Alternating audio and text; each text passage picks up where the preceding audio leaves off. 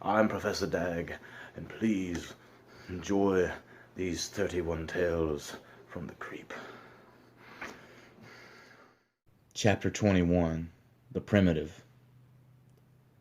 I used to run in the woods and imagine myself as a Native American Indian kid hunting for food and performing rituals and pretending to chase cowboys and fight them like I had seen on the TV.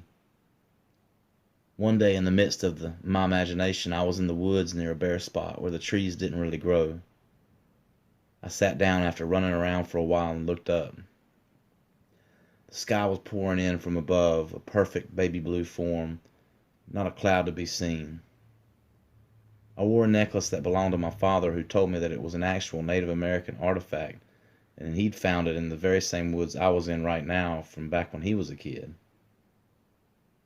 He told me how he found it. One day he and his brothers were walking around and came across a part of the woods that had a small area that was crudely circular, and a few old stones scattered amongst the outer part indicating a rough border. He said they all stepped into it and suddenly felt a rush of wind, and as he looked down on the ground he saw a small black object laying amongst the leaves. He said he picked it up quickly so no one else could see him do it.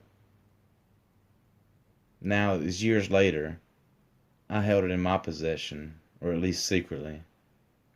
Its appearance was shiny black onyx, seamless, made from one piece of some kind of tree. Carved into one side was something like a face, the other side smooth as it could be. I sat there with it around my neck, looking up, when I felt a sudden rush of wind. My chest began to get hot, and I looked down to see the artifact begin to glow. Immediately took it off and threw it on the ground. The ground swallowed it up and began to rumble, and a voice sounded out, saying, "Beware the double mind."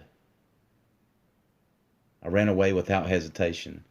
I never told anybody about this experience until now, always thinking it was my imagination ultimately.